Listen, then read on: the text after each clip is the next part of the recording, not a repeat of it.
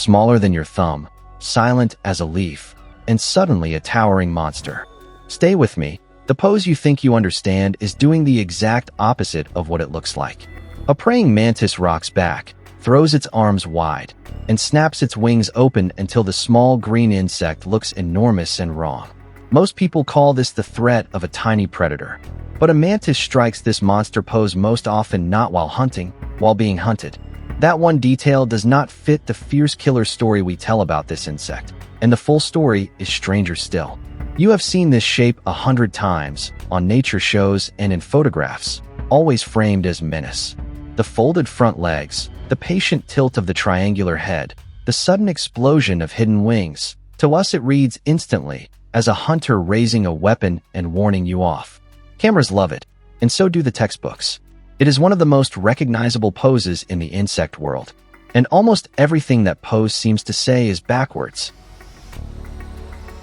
Start with what everyone knows, because most of it is true. The praying mantis is one of the most efficient hunters alive at its size. It sits motionless for hours, its front legs folded beneath its head in the pose that gave the insect its name. Those folded legs are not for preying. They are spring-loaded traps lined with rows of sharp spines. When a fly or a moth wanders within reach, the mantis strikes so fast the human eye cannot follow it, snapping its forelegs shut and pinning the prey against the spikes. It often eats the victim alive, starting with the head. A large mantis will take crickets, bees, even small lizards and hummingbirds. It swivels its triangular head almost like an owl, tracking movement with two big compound eyes that judge distance with real depth perception, which is rare among insects. Everything about the animal says predator. The eyes, the reach, the patience, the blades. And what happens by the end of this story is the part no one expects, because that same body, built for killing, hides a second job most people never notice. For now, hold on to the image of the hunter. It is about to work against you.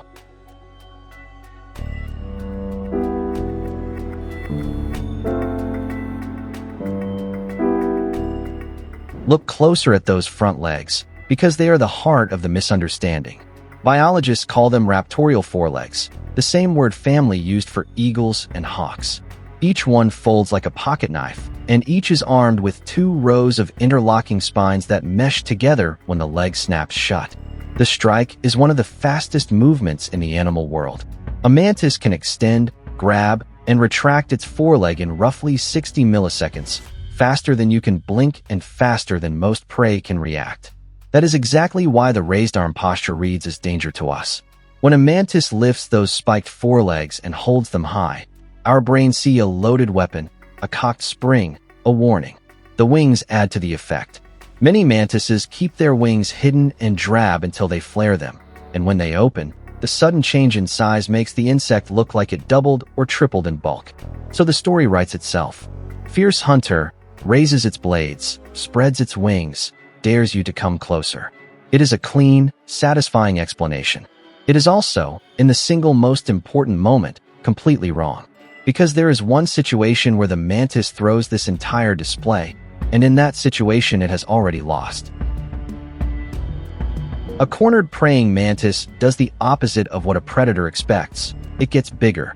When a bird or a lizard closes in, the mantis cannot outrun it or win a fight. So it rears back, throws its spiked arms wide, flares its wings, and freezes into that towering monster shape, aimed not at prey, but at the thing trying to eat it. This is the honest answer to why a praying mantis raises its arms. It is not a hunter's threat at all, but a desperate bluff by an animal about to become someone's meal. Scientists call it a deimatic display, a startle, and its goal is not to hurt anything.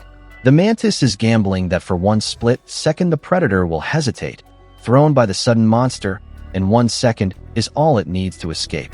Look again at that famous pose, and you can finally see it. The raised arms are not cocked to strike you. They are held up to look enormous. The wings are not a hunter's flourish. They are a curtain thrown open to buy a heartbeat of doubt. The most fearsome-looking thing a mantis ever does is the thing it does when it is most afraid. Once you know the display is defensive, the details that never made sense suddenly do. Consider the colors. Many mantises hide vivid patches on the inside of their forelegs and hind wings. bright reds, deep blacks, startling eyespots, all kept completely hidden until the moment they rear up. If those markings were for hunting, they would be useless, because prey does not need to be frightened, only caught. They make sense only as a shock aimed at a predator with eyes and a brain to startle. There are more than 2,400 species of mantis, and this deimatic display shows up again and again across unrelated branches of the family, in Africa, Asia, and the Americas. Evolution keeps reinventing it because it works.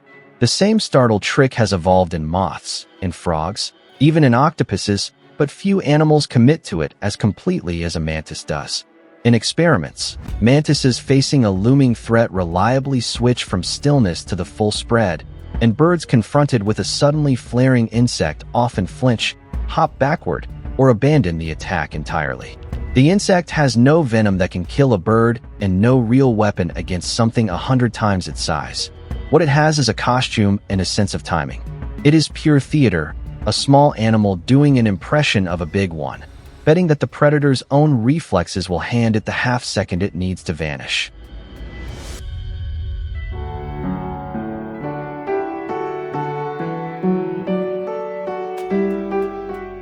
A praying mantis will rear up and threaten a human it could never hurt. Point a finger at one, and it may lift its arms, flare its wings, and hold its ground against a hand 10,000 times its weight. It has no chance and, on some level, no expectation of winning, because the display fires whether the attacker is a sparrow or a person. That is exactly why we misread the animal for so long. For centuries, people watched the mantis raise its arms and read piety, then read menace, because a raised, armed posture is what a threat looks like to us. We projected a hunter's confidence onto a gesture that is closer to a scream. The truth is that the same animal is both things, and the pose belongs to the frightened one. The killer's strike and the coward's bluff use the very same spiked arms, one aimed down at a fly, the other flung up at the sky. Nobody talks about the second job because the first one is so much easier to admire. A cold-blooded murderer is a better story than a terrified bluffer. But the bluff is the whole reason the murderer gets to keep hunting. So the next time you see that pose, the arms up, the wings flung wide, the small green body swollen into something monstrous, read it again. You are not watching a killer warn you off. You are watching something terrified make itself unforgettable, gambling everything on a single second of your surprise. The fiercest face in the insect world is a mask, and underneath it, something very small is running for its life.